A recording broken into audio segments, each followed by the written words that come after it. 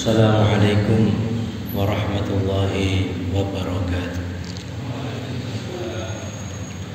Ila hadratin Nabi Mustafa Sayyidina Muhammad Rasulullah sallallahu alaihi wasallam wa ala alihi wa azwajihi wa auladihi wa dhurriyyatihi wa sallallahu alaina bi hadzal majlis bi syafa'ati Rasulillah sallallahu alaihi wasallam wa bil manfa'ati al barakati bil ilmi ta'ala wa sallallahu muallif hadzal kitab al-alim al-alama Syekh Abi Zakaria Yahya bin Syarifuddin An-Nawawi Asy-Syafi'i nafa'ana Allah bi wa bi ulumihi wa barakatuhu wa fid dharain amin. Al-Fatiha. A'udzu billahi minasy syaithanir rajim. Bismillahirrahmanir rahim. Alhamdulillahi rabbil alamin. Ar-Rahmanir Rahim. Maliki yaumiddin. Iyyaka na'budu wa iyyaka nasta'in. Ihdinas siratal mustaqim. Siratal ladzina an'amta 'alaihim ghairil maghdubi 'alaihim waladdallin. Rabbi ighfirli wa liwalidayya wa lil mu'minina amin. Ya Rabbi bil Mustafa baligh maqasidana waghfir lana ma madha ya wasi'al karami. Ya Rabbi bil baligh maqasidana waghfir lana ma madha ya wasi'al karami. ترجى شفاعته لكل هول من الأهوال مقتحم. يا ربي بلغ مقاصدنا واغفر لنا ما مضى يا واسع الكرم. محمد سيد الكونين والثقلين والفريقين من عرب ومن عجم. يا ربي بلغ مقاصدنا واغفر لنا ما مضى يا واسع الكرم. اللهم صل وسلم وبارك عليه وعلى آله. Alhamdulillahilladzi anzala sakinata fi qulubil mu'minin liyazdadu imanan ma'a imanihim. Asyhadu an la ilaha illallah wahdahu la syarika lah ilahul awwalina wal akhirin.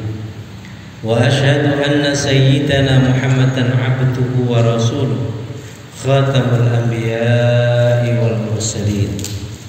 Allahumma salli wa sallim wa barik ala sayyidina wa maulana Muhammadin wa ala alihi wa sahbihi ajma'in. Amma ba'du. Qala rabbi israh li sadri wa yassir li amri wahlul 'uqdatam min lisani yafqahu qawli. Raditu billahi rabban wa bil islami dinan wa bi Muhammadin nabiyya wa rasula. Rabbi zidni ilma warzuqni fahma. Rabbi yasir wa la tu'asir. Rabbi tammim bil khair. Amin ya rabbal alamin. Hadratin mutaramin, para alim ulama, para kiai, para asatid, para ajengan, para sesepuh, wabil khusus genap pengurus Mushola Al-Muttaqin yang saya hormati, Akhina Fillah Al-Mukarram Ustaz Abdurrahman Hussein yang saya hormati, bapak-bapak calon-calon penghuni surganya Allah Subhanahu wa taala. Malam ini alhamdulillah kita sudah ada di malam yang ke-16 di bulan Sya'ban. Itu artinya bahwa puasa kurang lebih 14 hari lagi ya. Bersyukur kita sampai saat ini masih diberikan usia oleh Allah, sehingga kita berharap nanti kita bisa menjalankan dan menjumpai Ramadan itu dengan amal ibadah yang kita lakukan, sehingga membawa sebagai wasilah buat kita diampuninya dosa-dosa kita oleh Allah Subhanahu wa taala. Sholatan wa salaman daimaini mutalazimaini ila yaumil qiyamah. Semoga tetap melimpahkan kehadiran Nabi Agung, Nabi besar Muhammad sallallahu alaihi wasallam.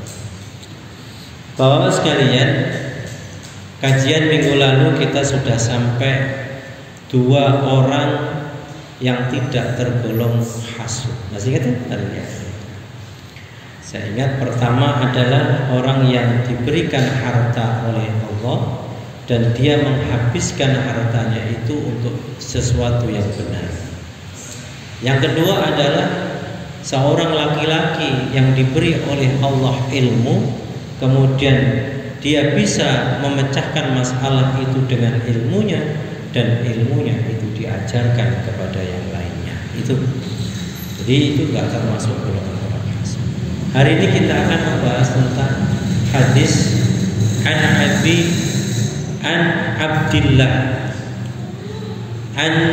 Abdillah bin Mas'ud radhiyallahu anhu qala, dari Ibnu Mas'ud. Qala Rasulullah sallallahu alaihi wasallam, man qara'a harfan min kitabillahi ta'ala falahu hasanatun, al hasanatu bi asyri amsalha, la aqulu alif lam mim harfun walakin alifun harfun wa lamun harfun wa mimun harfun. Dari Abdullah bin Mas'ud radhiyallahu anhu qala, dari Abdullah bin Mas'ud radhiyallahu anhu berkata, qala Rasulullah sallallahu alaihi wasallam, Rasulullah sallallahu alaihi wasallam bersabda, man qara'a harfan min kitabillahi ta'ala, barang siapa yang membaca satu huruf dari kitabnya Allah Al-Qur'anul Karim, falahu hasanatun, maka baginya ada satu kebaikan. Satu huruf itu artinya satu kebaikan. Al-hasanatu bi'asri amsalha, dan satu kebaikan itu adalah 10 kebaikan. Artinya bahwa orang baca satu huruf di dalam Al-Quran itu punya nilai satu kebaikan, dan akan dibalas oleh Allah satu kebaikan itu dengan 10 kebaikan. Itu artinya satu huruf itu punya nilai 10 kebaikan. La aqulu alif lam min harfun, jangan kau katakan bahwa jangan berkata bahwa alif lam itu satu huruf. Walakin tetapi alifun harfun, alif itu satu huruf, walamun harfun, lam itu satu huruf, wa mimun harfun, dan mim itu satu huruf. Bayangkan saja semalam ketika kita membaca Yasin itu, satu surat Yasin itu berapa huruf Ustaz? Ada berapa huruf? Ada 100 lebih. Kalau dihitung hurufnya itu kita bingung. Dihitung ayatnya saja itu 83 ayat. Masing-masing ayat itu hurufnya beda-beda. Artinya jumlahnya. Nah, semalam aja kita membaca Yasin 3 kali, ditambah dengan sholat tasbih, dibaca, itu Al-Quran semua isinya. Itu berapa kebaikan yang sudah ditanamkan pada diri kita oleh Allah Subhanahu wa ta'ala. Indah. Makanya Al-Quran itu luar biasanya di situ. Mas saya mau gali Quran itu kenapa? Karena sekarang ini Al-Quran ini mulai tidak digemari oleh kita. Karena kita sendiri untuk istiqomah membaca Al-Quran itu luar biasa. Padahal sebaik-baik zikir itu adalah Al-Quran. Iya Pak. Sebaik-baik zikir itu Al-Quran, nanti ada pembahasannya. Nah, satu huruf. Ada yang misalnya tadi ketika mau berangkat ke sini baca doa nggak Pak Ahmad? Apa doanya? Tadi baca doa nggak mau berangkat ke musola? Apa? Alam Nasrah. Berapa huruf tuh Alam Nasrah? Doanya mau berangkat ke masjid baca doa nggak tadi? Apa? Bismillahirrahmanirrahim. Tawakkaltu 'ala Allah la haula wala quwwata illa billahil aliyyil azim. Itu doa. Minimal bismillahirrahmanirrahim. Ya, bismillahirrahmanirrahim itu ada 19 huruf. Baca dari rumah bismillahirrahmanirrahim 19 huruf. Kalau mau dihitung 19 huruf itu berarti berapa kebaikan? 19 kebaikan dikali dengan 10 kebaikan yang dibahas oleh Allah pada kita. Berapa? 190 kebaikan. Kalau satu hurufnya, ada sebagian riwayat mengatakan satu huruf itu dijaga oleh 1000 malaikat. Coba, ya kan? 1000 malaikat itu menjaga satu huruf misalnya. Berarti Bapak dijaga oleh Allah ketika bismillahirrahmanirrahim itu 19.000 malaikat. Indah. Makanya sebenarnya kalau diri kita tautkan saja pada Al-Quran itu luar biasa. Tapi ya itu kerjaannya kita, malasnya luar biasa. Ya kan? Terus saja susahnya minta ampun. Doanya cuma satu doanya. Allahumma faksa. Ya Allah, biar repot saya paksa. Itu. Kalau kayak Ali bilang Allahumma faksain gitu. Ya Allah, dipaksa. Ya kan? Ayo Pak, semangat Pak. Al-Quran di rumah itu Pak, jangan dibiarin aja. Katanya kita rawat, iya, dirawatin kita di rumah. Dibiarin aja, dirawatin, taruh lemari, dilapin, dibuka kan? Kagak. Minimal kayak kitab ini lusuh gitu, tuh kelihatan. Kitabnya kan tiap hari dibaca ini, bukan baca kehujanan.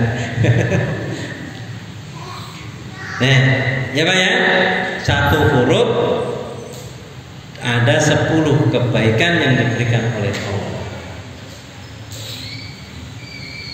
Wa an Abi Sa'id al-Khudri radhiyallahu anhu 'anil Nabi sallallahu alaihi wasallam qala yaqulu rabbu subhanahu wa ta'ala man saghalahu al-Qur'an wa dzikri an mas'alati a'taituhu afdal ma u'tiya sa'ilin wa fadlu kalamillahi subhanahu wa ta'ala ala sa'iril kalami ka fadlillahi ta'ala ala khalqihi. Nih, ini hadis qudsi ternyata. Saya paham betul. Ini ternyata hadis qudsi. Wa an Abi Sa'id al-Khudri radhiyallahu anhu an Nabi sallallahu alaihi wasallam. Dari Abi Sa'id al-Khudri radhiyallahu anhu, mudah-mudahan Allah meridhoinya. Dari Kanjeng Nabi Muhammad sallallahu alaihi wasallam bersabda, yaqulu Rabbu subhanahu wa ta'ala, yaqulu telah sedang berkata, berfirman, siapa Ar-Rabbu, Tuhan atau Allah subhanahu wa ta'ala. Kata Allah begini, man saghalahul Qur'an wa dzikri an mas'alati a'taituhu afdhala ma a'ta sa'ilin. Gitu Pak.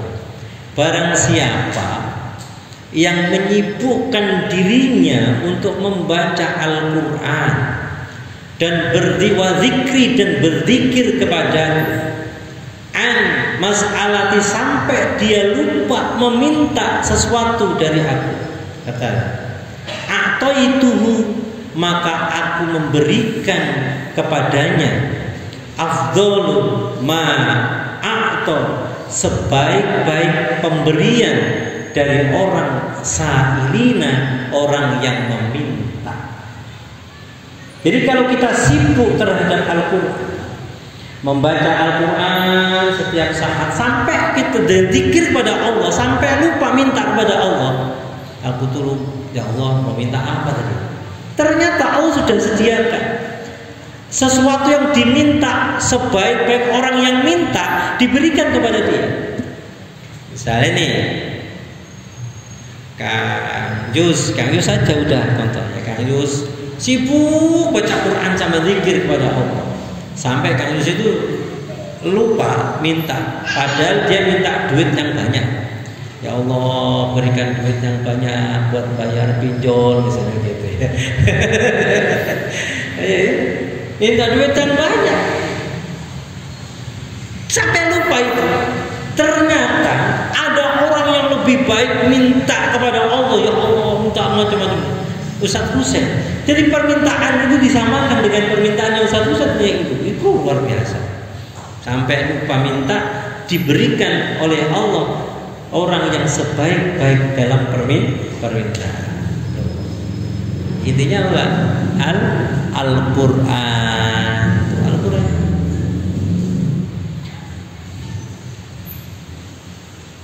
Wa fadlu kalamillahi subhanahu wa ta'ala, dan sebaik atau keutamaan kalam Allah subhanahu wa ta'ala ala sa'idil kalami ka fadlillahi ta'ala ala khalqihi. Maka sebaik-baik kalam itu, Al-Quran yang dibacai kalam Allah itu adalah sebaik-baik dari kalam yang lain yang tidak ada duanya. Makanya seperti Allah dalam ciptaannya. Nah, karenanya kita berupaya. Ini kesempatan buat kita, masih diberikan usia, diberikan umur. Al-Quran itu jangan sampai disia-siain, betul. Karena banyak kita ini, termasuk saya mungkin juga, itu suka nyanyiin Al-Quran. Mumpung kita ini masih ada umur. Kalau sudah nggak ada umur tuh repot, ya kan? Al-Quran itu bisa nyampe kepada tujuan yang kita inginkan. Nah ini, makanya nanti kalau orang yang di dalam rongga dirinya itu tidak ada Al-Quran, maka seperti rumah yang rusak.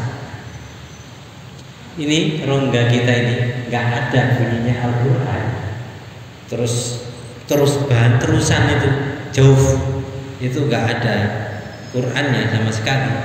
Itu katakan Nabi seperti rumah yang rusak, rumah yang lebih lagi rumah roboh, ya. Rumah roboh itu manfaatnya apa? Nggak ada, ya. Ya Allah, mudah-mudahan kita termasuk min ahlil Quran. Mana-mana nih Pak, Al-Quran ini jarang dibahas masalahnya. Ya, spesifikasi untuk membahas Al-Quran itu hanya sekedar kadang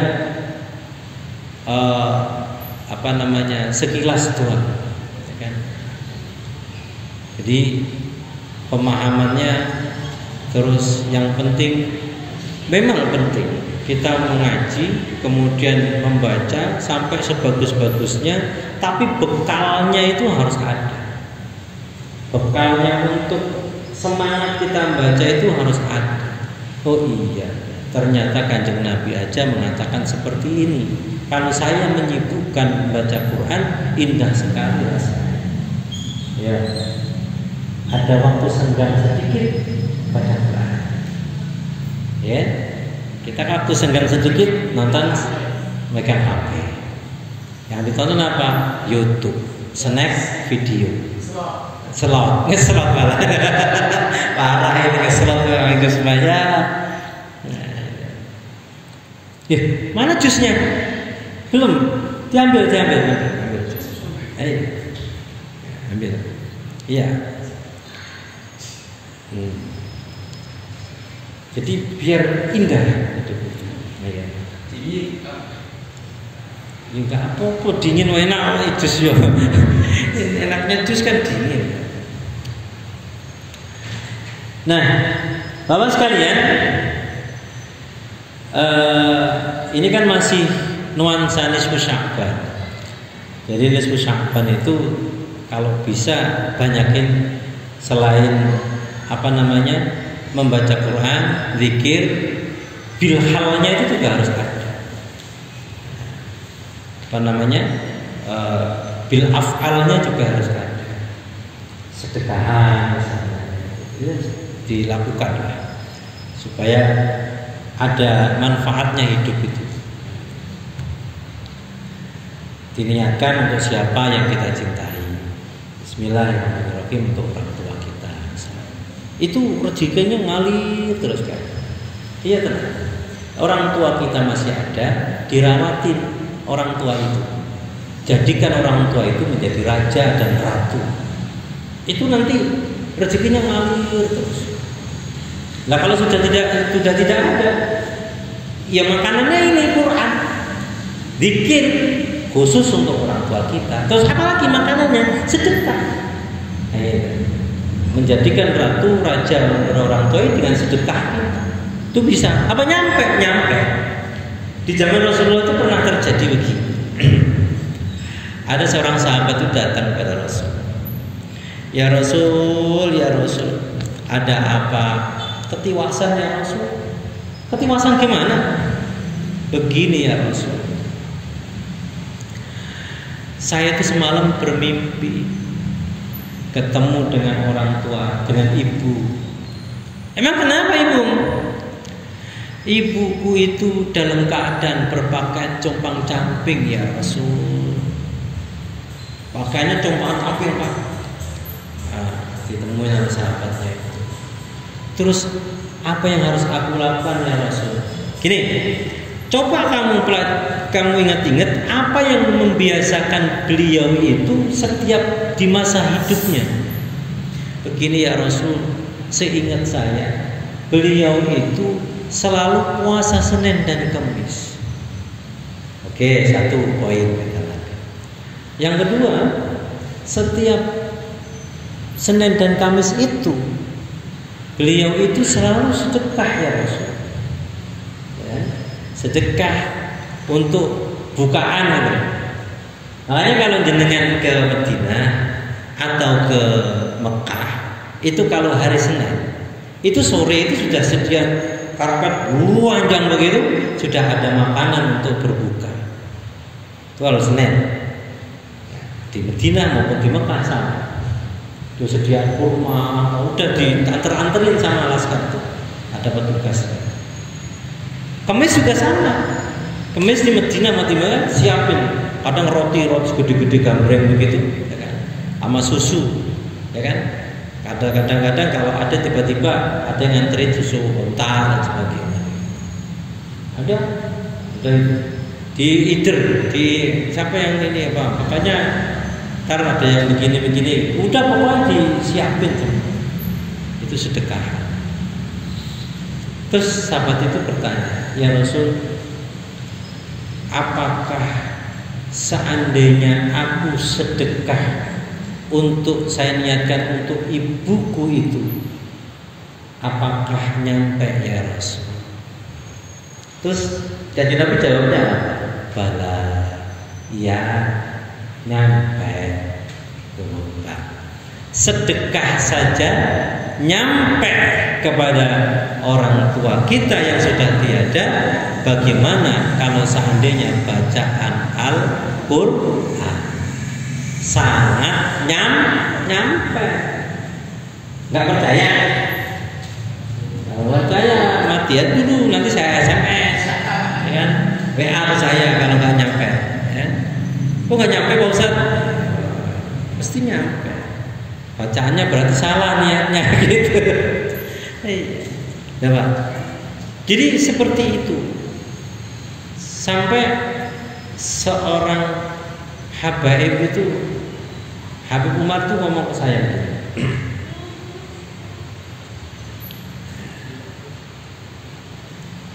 mesti digawa ngarep dikit. Apa ya?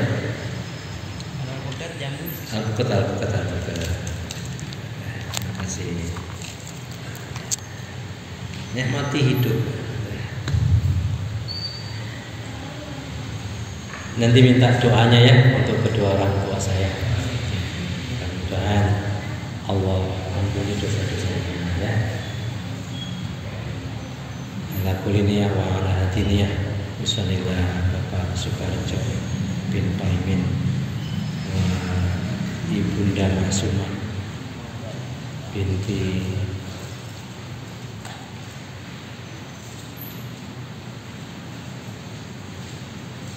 Dana Allah maghfir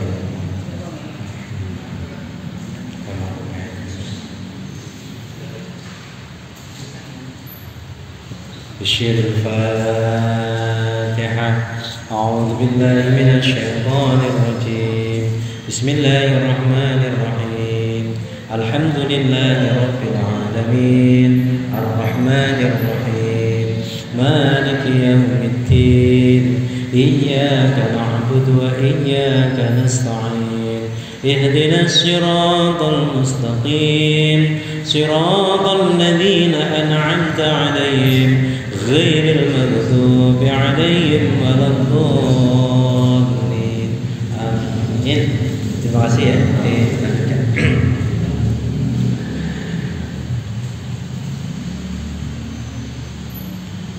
Saya pernah dikasih tahu begini Pak Hamid, ya Bib, kamu itu kalau baca doa untuk orang tuamu itu berapa kali dalam sehari? Saya jawab 5 kali Bib. 5 kali? Kapan itu?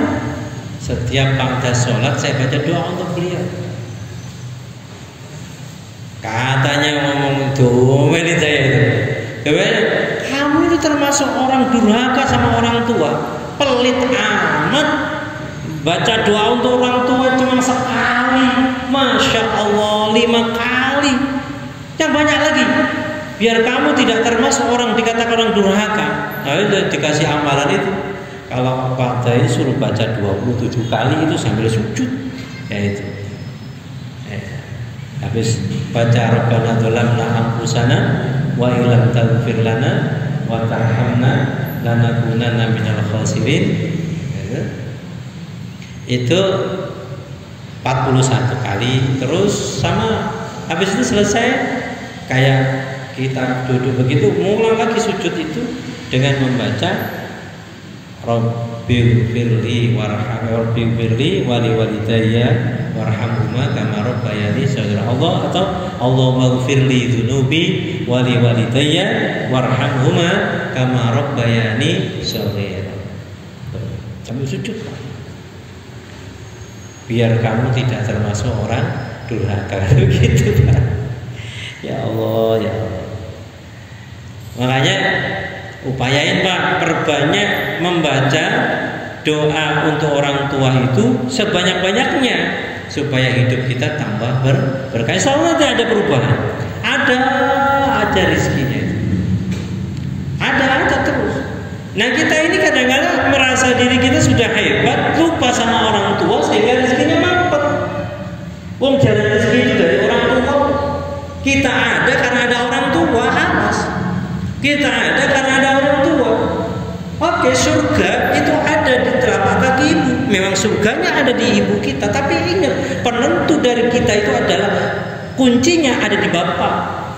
Bapak itu sebagai kuncinya. Nah kalau kita nggak ta'zim sama bapak kita, memang surga doang tahu kita surga ada di ibu. Tapi kita nggak bisa masuk. Kenapa? Karena kuncinya ada di bapaknya. Nah, iya.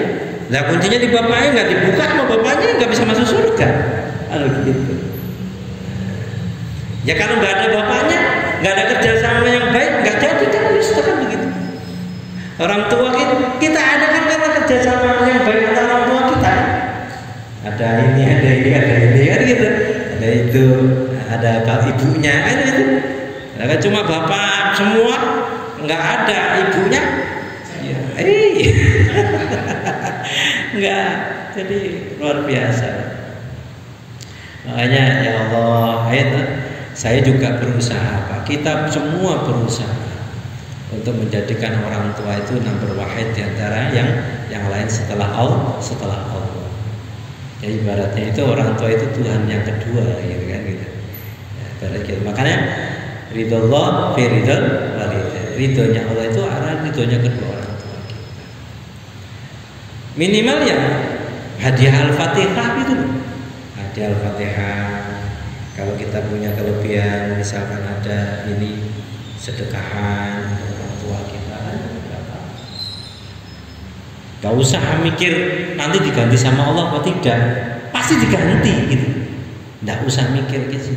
Jalannya itu jalan rezekinya ada. Kalau wakil rezekinya, tenang. Wa 'an ibni Abbas radhiyallahu anhu maqala qala Rasulullah sallallahu alaihi wasallam innal ladzi laisa fi jawfihi syai'un minal qur'ani kal baitil kharib. Sesungguhnya yang tidak ada di dalam rongganya sesuatu dari Al-Qur'an, rongga tubuhnya itu tidak ada sesuatu dari Al-Quran seperti rumah yang roboh. Jadi kita ini tidak ada rongga sedikit pun Al-Quran, tidak pernah hari-hari kita membaca Al-Quran, ya seperti rumah roboh. Rumah kan sudah roboh, manfaatnya ada nggak? Nggak ada manfaatnya. Makanya rugi. Kasih kesempatan, masih bisa mata, masih bisa melihat, ya kan? Lisan masih bisa berucap, masih bisa mengucap, walaupun terbata-bata ngajinya, tidak apa-apa, malah dapat dua pahala.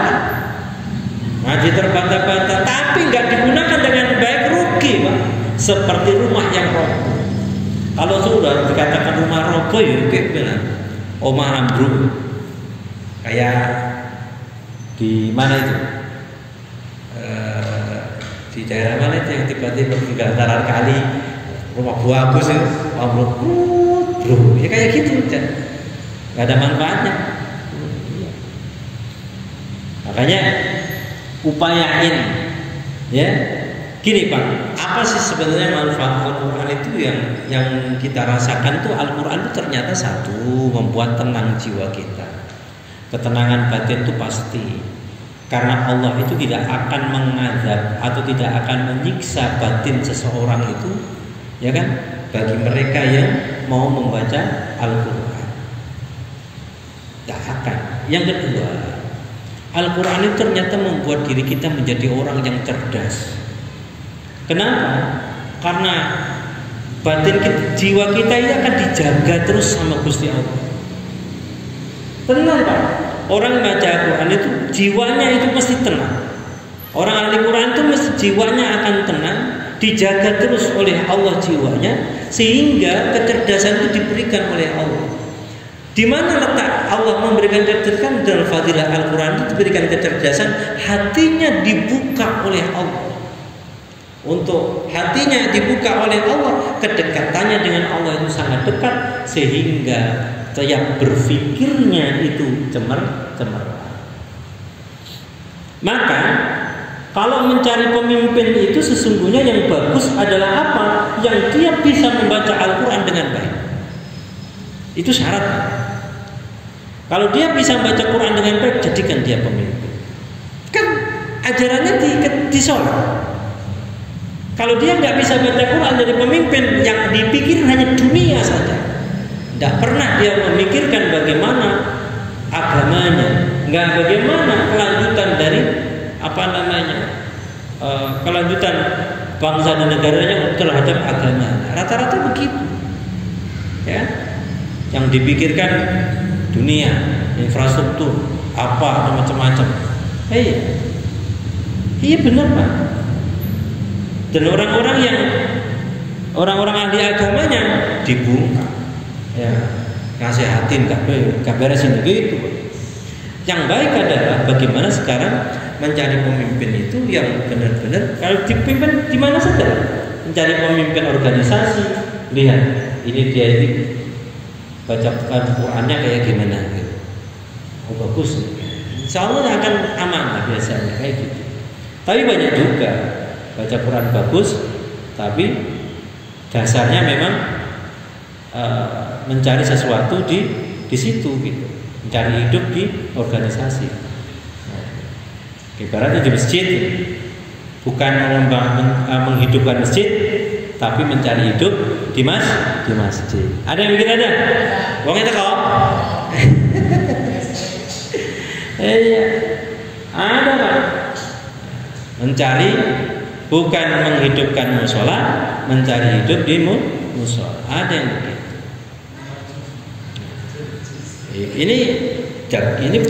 Ini bukan jus musola, usaha jus tapi untuk kepentingan musola. Itu bagus. Yang tukang bikin hampir sama dengan namanya, jus sama Bang Yus. Jus. Dah, ada yang dibahas sebelum berakhir? Ngobrol begini enak. Mas Opik? Ya.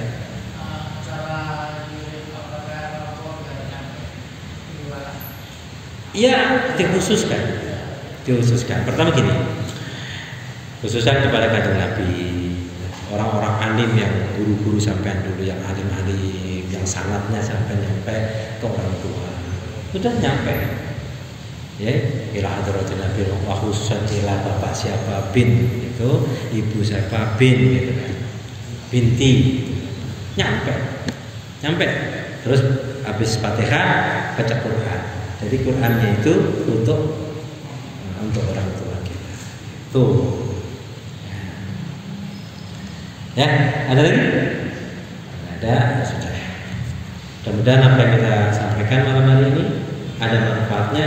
Saya lebih senang bahwa kita mencoba untuk berusaha merubah diri supaya kita ini menjadi lebih baik. Karena hidup ini kita nggak tahu ke depan itu kita akan menjadi apa. Karena kita tahu bahwa saat ini kita banyak salah, saat ini kita harus berubah, saat ini kita banyak melakukan kealfaan dan dosa-dosa. Bagaimana supaya Allah itu mengampuni dosa-dosa kita? Ya harus ada perubahan. Mulai dari fikirnya, mulai dari ngajinya dijalankan. Terus sholat sunnah di rumah kita. Ingat, nawiru buyutakum bis sholat itu artinya sholat sunnah yang disampaikan Kanjeng Nabi. Kalau sholat fardunya kita di musola, ya sholat fardunya berjamaah. Sholat sunnahnya, utama tahajudnya, qiyamul lailnya itu ada di rumah. Ya, itu di rumah utama, suruh terang. Ya, mudah-mudahan ada manfaatnya. Al-Fatihah. A'udzubillahi minasyaitonir rajim. Bismillahirrahmanirrahim. Alhamdulillahirabbil alamin. Arrahmanir rahim. Maliki yaumiddin. Iyyaka na'budu wa iyyaka nasta'in. Ihdinas siratal mustaqim. Siratal ladzina an'amta 'alaihim ghairil maghdubi 'alaihim waladdallin. Amin. Terima kasih kepada Allah wa iyyakum ajma'in. Assalamualaikum warahmatullahi wabarakatuh.